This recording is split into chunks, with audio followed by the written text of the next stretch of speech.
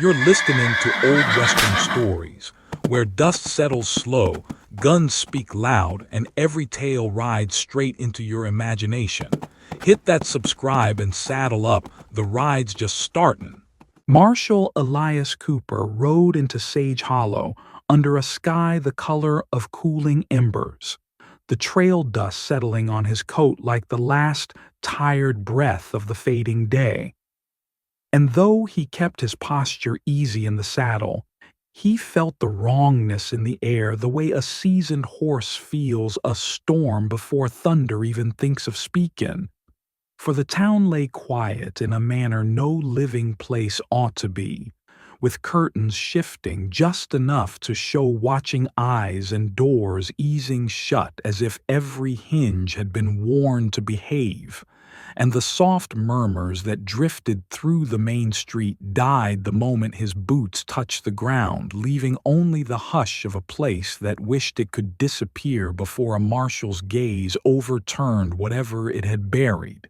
He adjusted his hat, said nothing, and let the silence speak its guilty tale while he walked toward the charred scent curling on the wind. For the burned homestead lay just past the last row of buildings, its blackened skeleton rising from the earth like the ribs of a dead beast picked clean, ash drifting across the ground in lazy patterns that did not match the wind, and the fence along the north side slumped in a half-melted lean that told Cooper the blaze had licked hotter there than the rest, too hot, too focused, the kind of fire that had intention behind it rather than accident. And as he knelt in the soot, he saw the way a beam had fallen wrong for a typical house fire, almost guided downward as if someone had weakened the supports before the flames ever took hold, a detail that pulled at an old place inside his memory. Just a flash, just the echo of another burned-out cabin long ago, another man he could not save, and he exhaled slow before the thought could fully rise, brushing ash from his glove as a small crunch of gravel made him turn slightly, for a boy no older than 16 stood near the road, with a bridle looped around his shoulder, eyes darting like he wished he were born invisible. And when Cooper gave the slightest nod of greeting, the boy swallowed hard and said in a thin voice that trembled against the quiet, "Didn't see much, Marshal. Just smoke. Folks said best not to come close," but his gaze flicked toward the hills before he caught himself, and Cooper caught that flick like a spark in dry grass, replying gently, "You saw someone ride off? That it?" Which made the boy's shoulders jump as if he'd been struck, and after a stammering breath he whispered, "A coat, red, blood-red duster." Riding hard for the ridge, then clamped his mouth shut and backed away, fast as a spooked rabbit, shaking his head as though denying a confession he had already given, leaving Cooper to stand alone amid the ruins and listen to the story the boy's fear had already finished. When he returned to town, the saloon's music halted mid-measure, the piano player freezing with fingers raised like he feared a wrong note might turn deadly, and every face inside lowered or turned away, the bartender polishing a glass that was already clean, and a storekeeper near the door muttered to no one in particular, "Best let it be, Marshal. Nothing back there worth worrying on." Words that dripped with rehearsed calm, the kind men practiced when lying was safer than truth, but Cooper only nodded, polite as manners demanded, and rested his hand near the worn leather of his holster, not in threat, only habit, while he asked in that quiet tone that made strong men feel their own conscience, "Who owned that place?" Receiving nothing but shifting eyes and an old man close to the stove spitting into a tin and saying, "A drifter. Came and went. Fire took him quick, shame though it be." though his voice carried no real grief, just obligation to sound human. Cooper let the silence build, letting each man stew in it until the door swung open and Deputy Clay Harlan strode in with a grin too wide and words too smooth, saying, "Marshal Cooper, is it? Heard we might be having you pass through. Wish we had better to offer than a burned shack and quiet folks."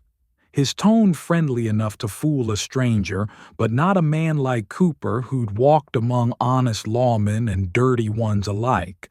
For Clay's eyes flickered sharp whenever Cooper mentioned the fire or the man who died in it, and when Clay offered to show records, ride the ridge, or pour a drink, every offer came too quick, too eager, the way a man behaves when he wants to keep another pointed in the wrong direction.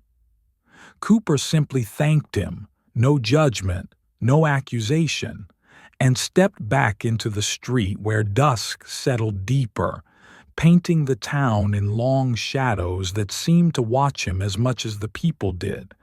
And he thought again of that burn pattern, the deliberate heat, the chosen point of collapse, the echo of that long-ago cabin where he'd carried a man out too late, his hands blistered, the man's final breath a whisper, Cooper never repeated, and though the memory brushed soft against him, he let it drift away like smoke, for the present demanded all his attention, especially the growing certainty that Sage Hollow did not fear the fire. They feared the truth behind it. He walked toward the edge of town where the road bent toward the foothills, the fading light casting a muted red along the charred remains on his glove, and something caught at the corner of his vision, a sliver of color snagged on the broken fence at the homestead's edge, barely visible unless one knew to look, and Cooper stepped slow, lifted the fragment between two fingers, felt the coarse weave of a coat not cheaply made, dyed in a shade too bold for these parts, a scrap of red that whispered of hurried escape rather than accident, and as he turned it toward the dying light he sensed movement on the far ridge, a figure still as a carved idol, watching him from beyond the line where daylight gave up its last hold, the silhouette unmoving, unreadable, then gone the moment he blinked, and Cooper felt that quiet tightening in the air that told of truth being covered, pushed down, shoved deep where men prayed it would stay. Yet truth has a way of clawing back up through the soil, and as he folded the scrap into his pocket he murmured low, "This was no accident. Someone wants this forgotten." And the wind, or whatever stood on that ridge, seemed to answer with a silence louder than any lie Sage Hollow had spoken that evening. Come morning, the light over Sage Hollow looked thin and strained, like the sun itself hesitated to touch a place carrying too many secrets. And Marshal Elias Cooper rode slow toward the burned homestead once more, boots brushing the stirrups, the air carrying the faint cold of dawn, for he wished to see the ruins in honest light rather than the half-truths of dusk, and the moment he stepped from the saddle he saw it. Fresh prints in the ash, smaller than his, angled wrong for his own trail, the crisp edges untouched by the night breeze, proving someone had come after him, someone light on their feet but hurried, their stride longer on the way out than the way in, and the boards near the north fence looked disturbed, shifted ever so slightly as if a hand had pressed them aside to reach something hidden beneath, though whatever it was had been taken before he arrived, leaving only the faintest groove in the soot where an object had rested. He crouched low, running two fingers across a print, shallow yet sharp, thinking how tampering always left its own trail for those patient enough to see it.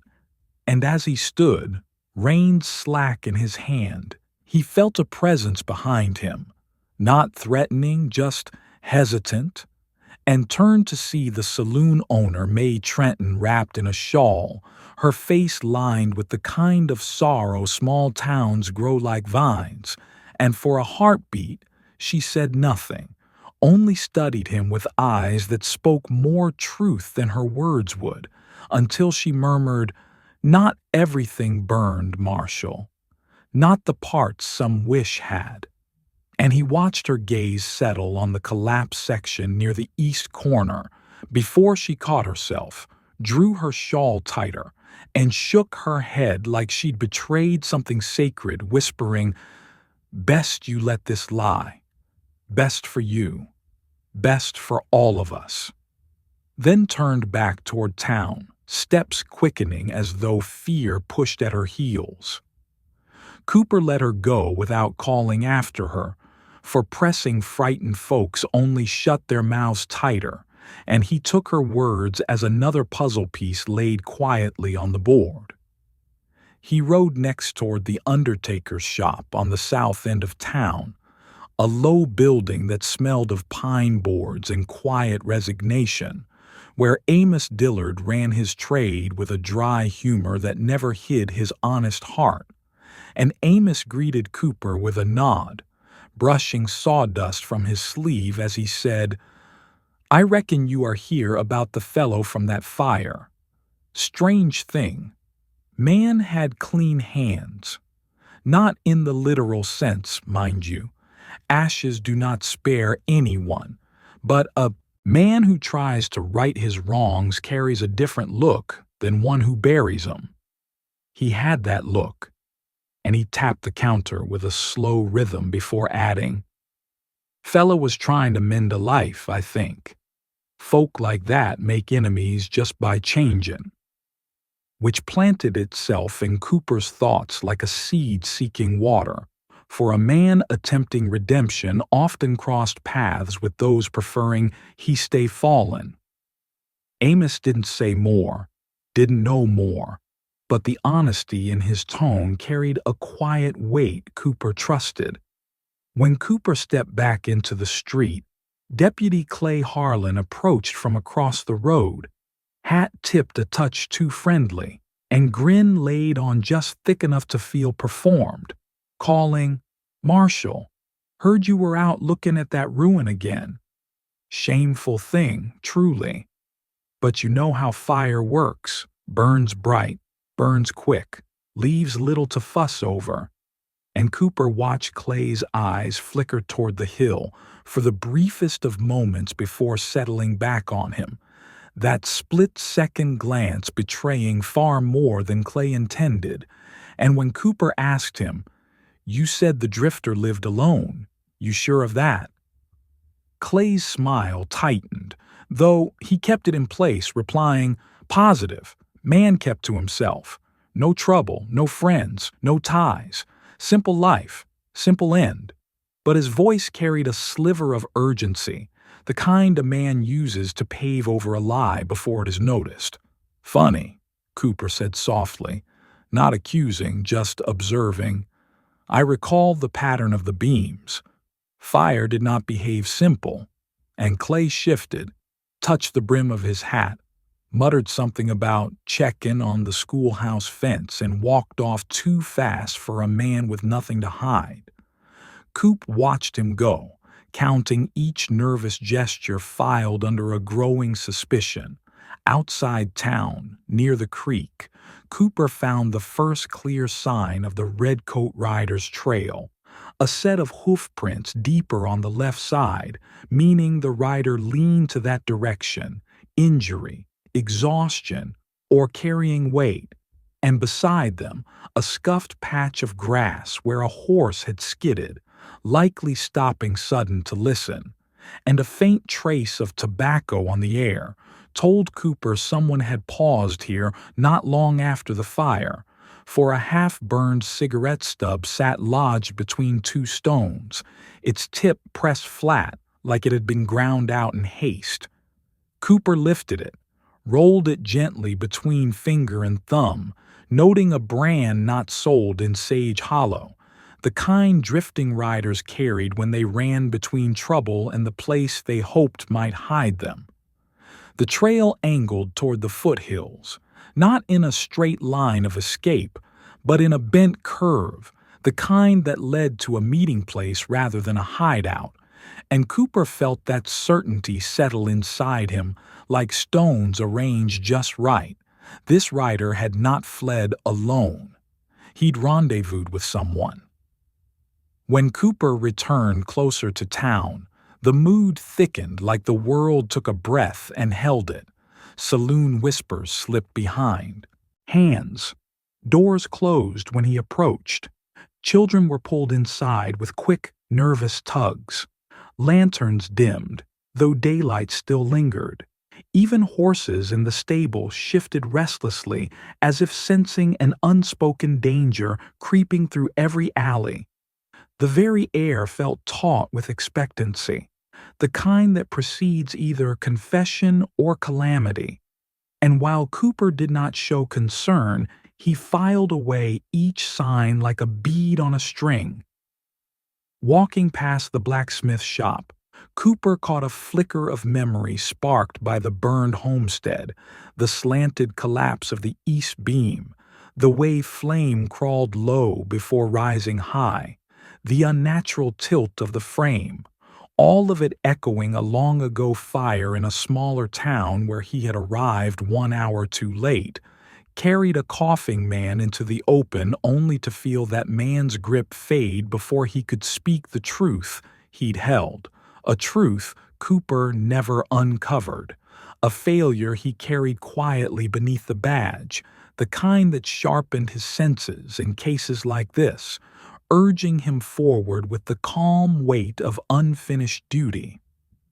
As twilight crept over Sage Hollow, Cooper returned to the homestead one more time, for such places often speak differently in the dim, and he moved slow among the timbers until something caught his eye, a print near the fence line, deeper than the others, heel worn at the outside edge in the manner of a rider who spent long years in stirrups, and more tellingly, Cooper recognized the pattern of the sole. Clay Harlan's boots carried a cut unique to the pair he favored, a notch in the heel from a splintered stirrup iron months back, a detail Cooper had noticed earlier that day without thought. And now here that same print sat inside the homestead boundary, near the very spot where the boards had been disturbed, the very place someone had taken something under cover of night. Cooper's breath eased slow through his nose as he studied the ground, the truth settling in layers. Clay had been here, after the fire, before dawn, and had touched something no deputy had rightful cause to touch. And as Cooper straightened, the distant sound of a horse snorting in alarm reached him from the ridge, followed by silence thick as wool, and he knew without seeing that someone had been watching him again, someone unafraid to let him know the game had begun.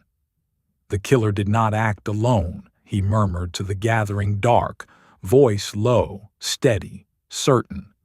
Someone in this town helped him. And the ridge held its silence as if agreeing. Marshal Elias Cooper rode toward the ridge before the sun fully claimed the sky, the air cool enough to sharpen a man's senses, and the hills stood quiet as if listening for his approach, for this was where he had felt eyes on him the night before, where the watcher had lingered just long enough to let him know the truth had begun to stir. He dismounted and moved slow along the narrow trail, boots pressing soft into the dust, every sound measured, until a faint rustle behind a cluster of junipers brought his hand near his holster, not drawn, just ready. And a figure stepped forth, face shadowed beneath a hat brim pulled low, breath short as if he had been running or wrestling with himself about whether to flee or face the marshal. And Cooper said in that calm, even tone that carried farther than a shout ever could. "You have been following me," which made the man flinch, though he tried to hide it, fingers tightening around the reins of a thin, restless mare. The stranger's coat, once brown, was now mottled with dust and fear, and he kept glancing toward the town as though every tree held danger. But Cooper took a measured step forward, studying him, noting the scrape on his cheek, the fresh tear across his sleeve, the tremor in his breath, and the man finally muttered, "Ain't following, just watching, making sure Clay Harlan don't see me." And that name, spoken with such dread, cracked open the moment like lightning on a quiet night. Cooper kept still, letting the man's fear trickle out on its own, and asked, "Why is that?" Receiving only a swallow and a shift of boots, before the stranger glanced toward the ridgeline, saying, "Folks say the fire was an accident, but Clay knows it was not. Man in that house weren't a nobody. He knew things." But before Cooper could speak again, the stranger jerked as if hearing something distant, then mounted up quick, whispering, "I warned you enough," before spurring off along the far path, vanishing in the scrub like a ghost shaken by its own warning. Cooper followed the trail deeper along the ridge and soon found what he suspected. A second scrap of red duster snagged on thorn brush, soot-stained and torn by a blade rather than age, proving the rider had been injured, cut across the coat or shoulder, perhaps during a struggle or ambush, and Cooper held the fabric between finger and thumb, noting the faint smell of fire carried in its weave, thinking how fire often masks the real violence beneath, and this scrap felt like a page torn from the truth the town hoped would blow away. By the time he reached the valley road, the morning had grown bright enough to set every lie in sharp relief, and as he rode into Sage Hollow, he found Clay Harlan standing outside the general store, talking with a rancher in a low, hurried tone that ceased the moment Cooper appeared. Clay turned with a smile, but the smile cracked at the edges, fragile as brittle paint. And Cooper saw it, the flash of guilt in his eyes, the half-step back, the immediate glance toward the livery where his horse waited saddled, though he had claimed earlier he'd be repairing the schoolhouse fence all morning. Cooper let none of these details show in his face. He merely said, "Busy morning, deputy?" And Clay replied too fast, "Just checking on supplies. You know how towns can be." Cooper nodded, then asked, "You mentioned the drifter lived alone. Strange, though." Amos told me the man had calluses from roping years back, not the kind a loner gets working soil by himself. And Clay blinked, a stutter caught in his breath before he forced a laugh, saying, "Amos sees ghosts in folks' hands. That man was nobody." But the lie sat wrong. It sagged under its own weight, and Cooper pressed gently, "Funny thing. Someone visited that homestead after the fire, before dawn, left boot prints same pattern as a deputy's." And Clay slipped then. His jaw tightened, his fingers twitched near his belt, and he muttered, "Plenty of boots look alike," though both men knew that notch in his heel was no common feature. The rancher standing nearby pretended to busy himself tying rope, but his hands shook, and though he avoided Cooper's gaze, he glanced at Clay with the kind of fear that knows who holds the leverage in a small, frightened town. Later, while Cooper walked toward the saloon, the tension spilled, for a thin, gray-bearded store clerk nearly collided with him outside the door, eyes wide, breath shallow, and when Cooper steadied him with a hand, the man whispered, "Marshal, you need to know," then hesitated, looking around as if every shadow carried Clay Harlan's ears before he muttered, "That dead man, he weren't just a drifter. Used to ride with Carver Pike's gang. Left 'em years back. Tried to settle. Folks don't forgive that kind of change." And Cooper felt the truth settle like a heavy stone placed in the center of the plot. Because Carver Pike's name carried weight, the kind that bent men into silence. And the clerk added, "He came here to make amends, to pay debts. But some debts asked to be paid in blood," then clamped his mouth shut and hurried away as though he had already said too much. Inside the saloon, May Trenton polished glasses with shaking hands, offering Cooper a look that warned him without words. And the bartender, a big man named Rudd, nodded toward the undertaker's lane, murmuring, "Folks talk, Marshal." The man in that fire was trying to outpace a past that finally caught him, revealing in that single line the weight of the victim's old outlaw ties and the grudges that trailed him like hungry wolves. Outside, Clay Harlan approached again, too quickly, cutting off Cooper's steady path down Main Street, sweat at his temples despite the cool day, saying, "Marshal, we got trouble enough here. You push too hard, folks will break. Town needs calm, not questions." His voice held authority he had not earned, and Cooper asked, "Who was the man in the fire to you, Clay?" The question hit like a split rail snapping, for Clay stiffened, mouth opening but no lie ready to fill it, and his eyes slipped, just a small falter, traveling toward the distant foothills as though the truth waited somewhere out there, and Cooper saw it. The guilt Clay could not quite bury. Noticing Cooper's shift in posture, Clay stepped back, muttering some excuse about needing to check the telegraph office, but his hands shook and he walked away, stiff as a man bracing for consequences that had finally arrived. From the undertaker's scraps of detail, the clerk's hushed confession, and the torn red duster, Cooper began piecing the motive together. The dead man had once betrayed Carver Pike's gang when he tried to turn clean, perhaps turning in stolen stock, perhaps helping a family escape the gang's reach, details Cooper had not yet sorted but felt in the pattern. And revenge had simmered in old wounds until someone brought fire to finish the job. But the killing had not been just vengeance. It had been personal, calculated, planned, and someone in Sage Hollow had made sure the blaze erased the truth while Clay Harlan smoothed the ashes.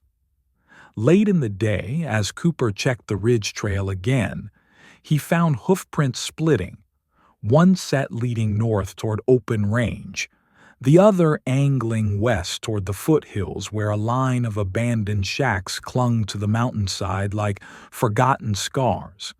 And the scuffed earth near the crossing told him the rider in the blood-red coat had paused there, deciding which way to go, but the deeper imprint of the left hoof told Cooper the injured rider pushed for the shacks, and nearby, half buried in loose soil, lay a spent matchstick, one end stained faintly red, as though brushed against the same coat he tracked. He knelt, studying the prints, aware of a hush spreading through the hills, when the stable boy came riding up fast, breath ragged, saying, "Marshal." Clay took a rifle, rode hard for the foothill shacks not 20 minutes ago, and the fear in his eyes needed no explanation. Cooper rose slow, tightening his saddle cinch with practiced ease, voice calm as ever, though the stakes had shifted, murmuring, "Then this is where truth leads." With the last rays of daylight sinking, he swung into the saddle, steered his horse toward the darkening foothills, and rode hard into the gathering night where the past, the present, and the blood-red coat waited to collide. The foothills rose ahead like dark, broken teeth as Marshal Elias Cooper guided his horse up the narrowing trail, the last smear of daylight clinging to the sky in a thin, reluctant ribbon, while the world below sank toward night. And every step carried the echo of Clay Harlan's hurried ride before him, the deputy's tracks sharp in the soft soil, the stride uneven from a man torn between duty and fear. Cooper followed them without haste, letting the silence wrap around him, letting the land speak the parts men tried to bury. For the foothill shacks were close now, abandoned mining shelters scattered across the slope, their boards split and rattling under the evening wind like breath drawn through missing teeth, smoke trails drifting faintly from one of the larger ones where a fire had burned no more than an hour before, the coals still alive enough to glow in the cracks as Cooper crouched and touched them lightly, feeling the heat that told him Clay and the red-coat rider had met here, or would. And the moment he lifted his hand, he heard it. Distant shouting carried thin on the dusk wind, sharp edges of panic cutting through the rocks.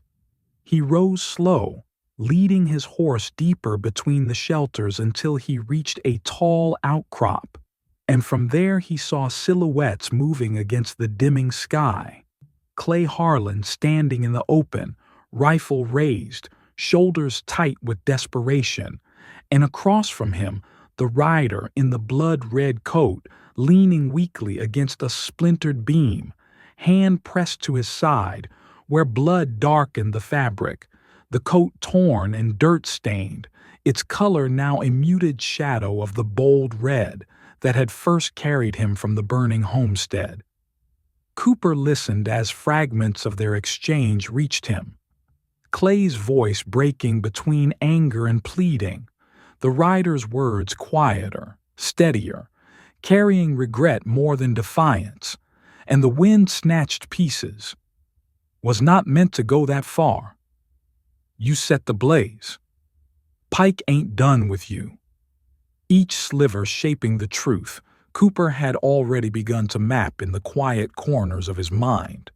He stepped from the rocks then, moving into the open with calm surety, boots crunching on loose gravel, voice low but strong enough to clear the tension as he said, "Clay, lower the rifle," and the deputy jolted at the sound, wild-eyed, sweat streaking through the dust on his brow, his breath ragged from the weight of secrets carried too long. The rider looked up too, his gaze meeting Cooper's with a flicker of something like relief, though pain pulled at his features as he straightened, trying to hold himself upright with dignity despite the wound. Cooper approached at a steady pace, palms open, eyes steady between them, letting his presence cool the friction. For 3 men stood in the dying light, one driven by fear, one by truth, one by duty, and even the wind seemed to hold its breath around them. "Marshal, stay back," Clay warned. But the warning shook, the barrel of his rifle wavering just enough for Cooper to see the crack in his resolve, and Cooper said softly, "You are not a killer, Clay. Not by choice. Put it down." Clay swallowed hard, throat tight, but he did not lower the weapon, instead snapping his gaze toward the rider as he barked, Tell him what you were doing at that shack." And the rider gave a weary nod, pulling in a breath as he said, voice rough, "I came to warn the man in that house, your victim, Clay. He was trying to leave his past behind, but Pike's men found out. I carried word to him, told him to run before they came. I was late." His eyes held Cooper's as he added, quieter, "The man died because he tried to do right after doing wrong. Those men do not forgive that kind of courage." Clay's jaw clenched. the tension in his shoulders twisting into something brittle. As he snapped, he was trouble. If Pike's men came, this whole town would pay.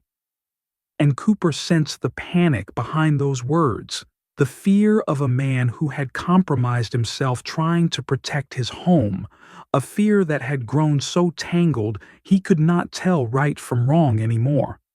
Cooper took another step, slow as breath, calm as prayer. "You were supposed to keep the town silent," he said, not accusing, simply stating the truth Clay had been carrying. "Pike's men threatened you, or paid you, or both. You tried to manage it, but the fire, that was not meant to be." Clay's eyes flashed with tortured honesty then, the rifle trembling in his grip as he whispered, "It got out of hand. I wanted to scare him, that is all. Drive him off. But the lantern tipped, he panicked. Everything went wrong." And the confession spilled from him like poison long held in the gut. "And now Pike's men expect me to finish what started, to kill the rider, to shut every mouth in Sage Hollow." The rider coughed, blood wetting his lips as he rasped, "I tried to stop them, tried to get him out. I failed." Cooper looked at both men. Clay held hostage by his own fear, the rider carrying guilt for a life he tried to flee. And in a quiet place within himself he felt a ripple of an old memory, another fire, another man he could not save because he arrived too late. And though he never spoke of it, that failure guided his every step now. He would not let another man die in flames or fear. "Clay," Cooper said gently, "you can walk away from this with your soul intact. Let it go." For a flicker of a moment, Clay seemed to soften, the rifle dipping a breath lower. But then a sound cracked through the dusk, a horse's distant whinny, sharp with alarm, followed by the distant thudding of hooves that did not belong to any of their mounts, and the rider's eyes widened as he whispered, "They are early. Pike's men." And Clay's panic flared bright, twisting his face into something desperate as he swung the rifle toward the rider in a frantic bid to prove his loyalty to the men who had been squeezing him dry. Cooper moved with calm intent, voice steady enough to cut through the fear. "Clay, do not do this." But fear makes foolish decisions faster than wisdom can quiet them, and Clay stumbled back, wild-eyed, shouting, "I cannot face them. I cannot face him. I have to make it right," before turning and scrambling up the rocky incline toward the shadowed trail beyond the shack, his boots kicking loose stones that clattered down the slope as he fled. The rider sagged against the beam, strength draining with each breath, and Cooper stepped to him, steadying him with one arm as distant hoofbeats grew louder, the dusk trembling with whoever approached, maybe Pike's men, maybe someone worse. The rider swallowed, voice faint but determined as he said, "You have to stop Clay. He knows too much. They will use him. They will kill him if he fails.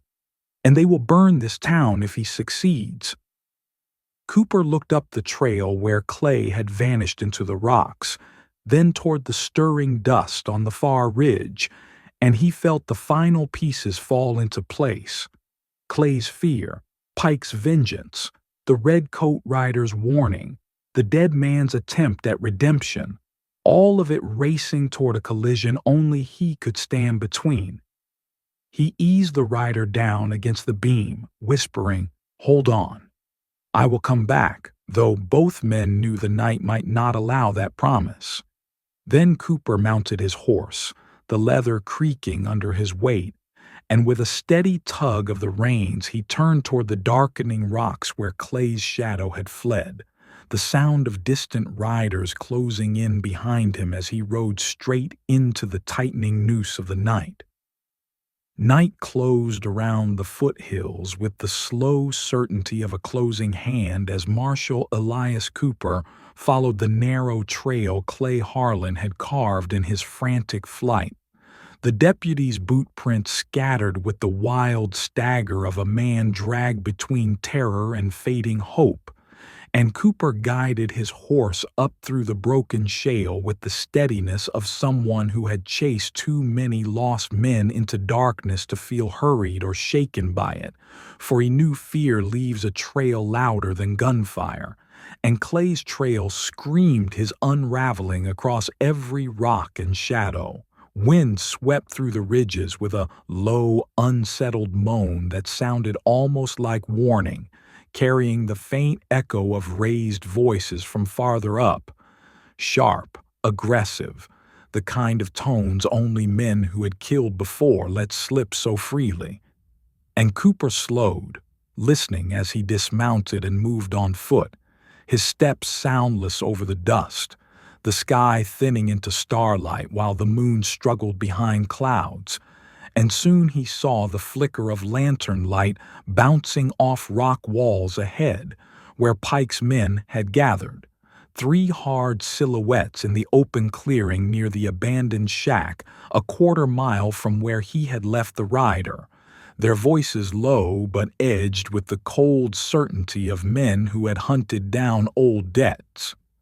Cooper stepped closer, letting the shadows do what they were made to do, and could see the leader, or second in command more likely, for Pike himself rarely dirtied his boots these days, standing tall in a weather-worn coat, chin lifted like a wolf sniffing the air.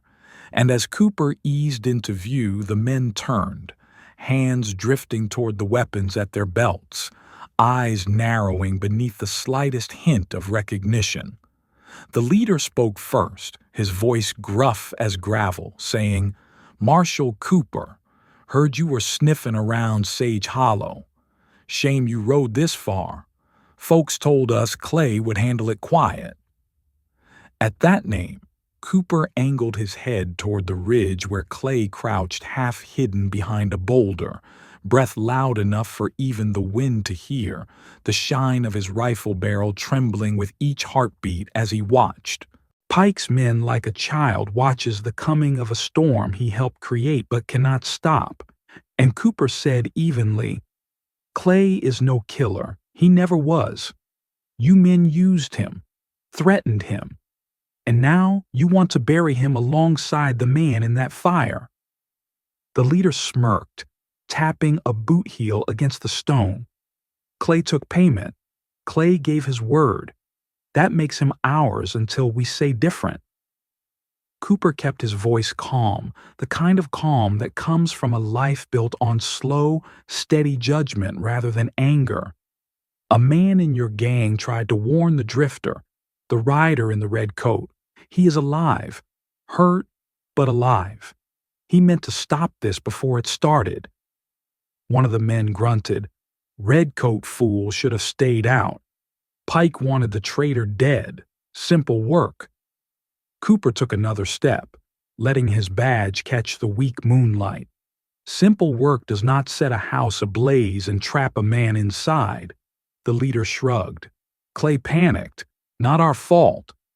A loud scrape of boot on rock snapped all heads toward the ridge where Clay stumbled into view, breath shuddering, eyes wild and rimmed with guilt as he choked out, "I did not mean to kill him. I swear it." The lantern tipped. "I only meant to scare him off. Pike said he would spare the town if I quieted things." The leader laughed softly. "That is the trouble with fear. It makes promises where none were offered." Clay stiffened, betrayal cracking across his face like lightning, and he raised his rifle in a shaking two-handed grip, sweeping it between Cooper and Pike's men as he tried to find footing in the mess of his own making. Cooper's voice cut through the chaos, low and steady. "Clay, put that down. You are chasing shadows, not truth. You cannot shoot your way out of fear." Clay shook his head violently. "They will kill me, Marshal. and then they will burn the whole town to hide what happened.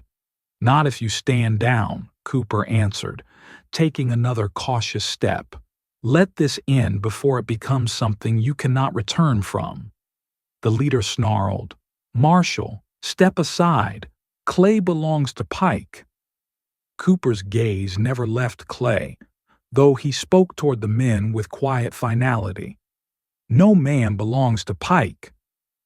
And just then, the rider in the blood-red coat stumbled into the clearing from behind the shack, one hand clutching his side, the other bracing against the wall as he forced himself forward, face pale with pain, yet eyes burning clear with purpose, and his voice, though strained, carried across the rocks. It was Clay who tried to save that drifter in the fire.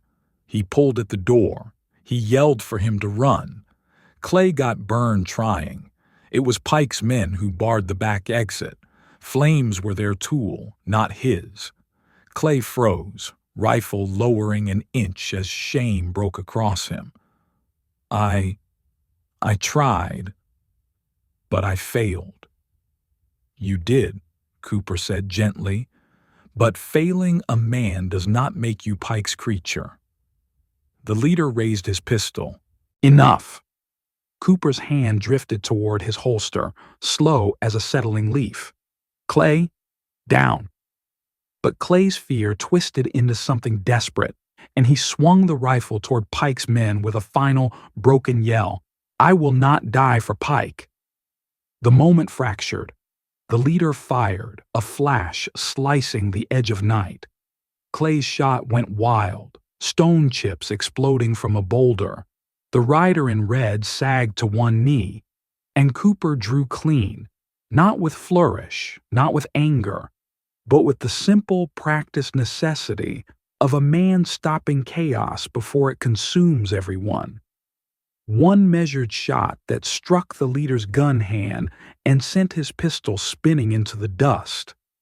The other two men hesitated just long enough to realize Cooper's resolve was not the kind of thing worth gambling against, and they backed away, hands half raised, uncertain whether to flee or test a man whose calm held the weight of a mountain. Clay collapsed to his knees, rifle falling from numb fingers, the truth of all his choices crushing him heavier than any wound. The leader cradled his injured hand, spitting through clenched teeth. Pike will come for you, Marshal. Cooper holstered his weapon. Let him.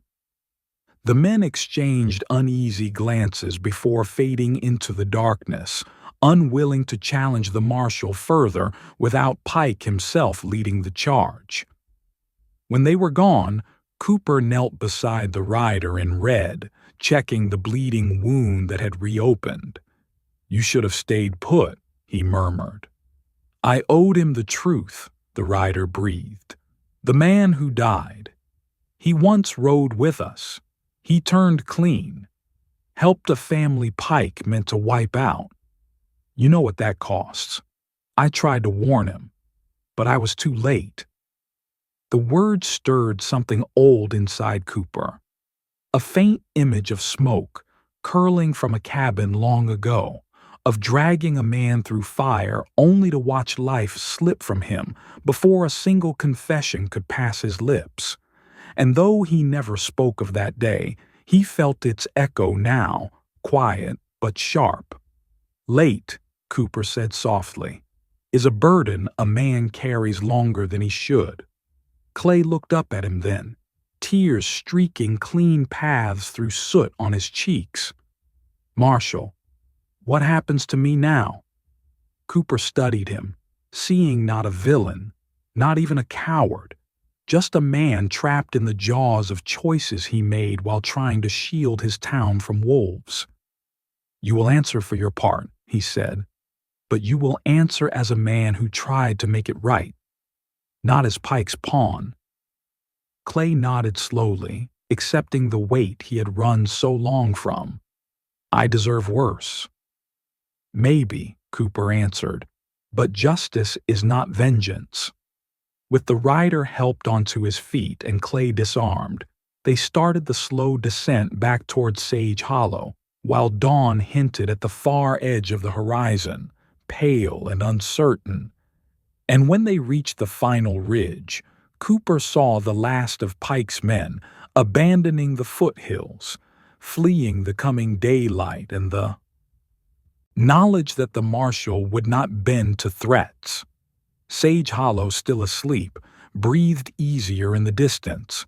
The rider rested a hand against the shack's railing as they paused. "What will you tell the town?" "The truth," Cooper said. "All of it, except the parts that help no one." Clay bowed his head. "And Pike?" Cooper looked toward the far trails where dust drifted in the breeze. "Men like Pike always return to the trail that raised them. I will find him."